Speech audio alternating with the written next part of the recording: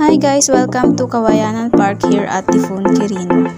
So here at Kawayanan Park, you can take videos and pictures, and also they have a pet park here that you can play around.